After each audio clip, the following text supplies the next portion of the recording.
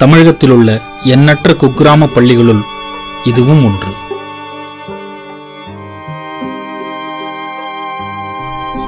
பாடக்கேள்விக்கு பதிலல்ல, கேள்விக்குறியாய் மாறவிருக்கும் வாழ்க்கைக்கு பதில் தேடும் முயற்சி.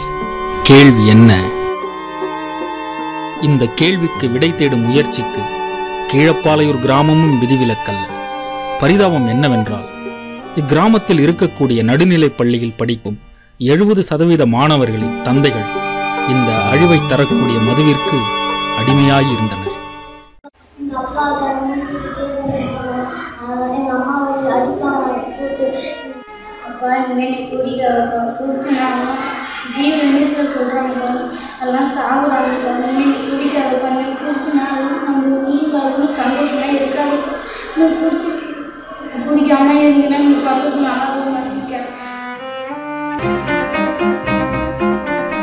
இருளை நீக்க புது ஒளியேற்ற இணைந்த கைகளின் முயற்சி.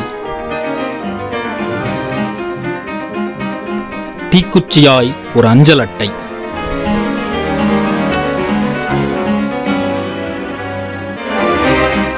பிள்ளைகளின் ஏக்கமும் எதிர்பார்ப்பும் அப்பாக்களுக்கு தெரிய அஞ்சல் அட்டைகளே ஆயுதமாயின. எண்ணியதை சாதிக்க சில சுவரொட்டிகளும் தேவைப்பட்டன.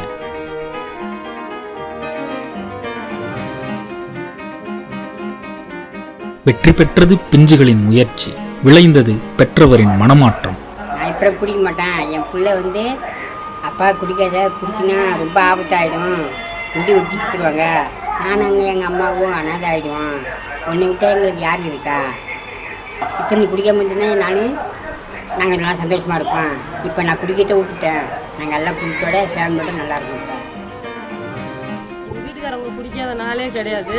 இப்போ என் பையன் ஒரு நாள் ஸ்கூல் விட்டு அப்பா இது மாதிரி குடிக்காதப்பா, நீ குடிச்சின்னா நான் அம்மாலாம் அனாதே ஆகிடுவோம்ப்பா அப்படின்னு சொன்னதுலேருந்து இப்போ ஒரு 10 நாளாக எங்கள் வீட்டுக்காரங்க குடிக்கிறதில்ல. இது மாதிரி லாஸ்ட் வரைக்கும் இருந்துட்டாங்கன்னா எனக்கு சந்தோஷம்தான்.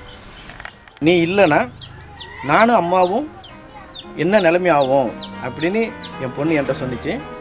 அந்த ஒரு வார்த்தை என்னை ரொம்ப பாதிச்சிருச்சு. அதுலேருந்து அந்த குடிப்பழக்கம் எனக்கு இல்லை. வருமுன் காத்தலே நலம். மது இக்கொடிய உயிர்கொல்லியை பழகுவதன் முன்னரே தடுத்து இளையோர் ஏற்றம் பெற உருவான அமைப்பே மது புகை போதையில்லா இளைஞர் இயக்கம். இது இறுதியல்ல, மாணவர்களால் உருவான ஒரு தொடக்கம்.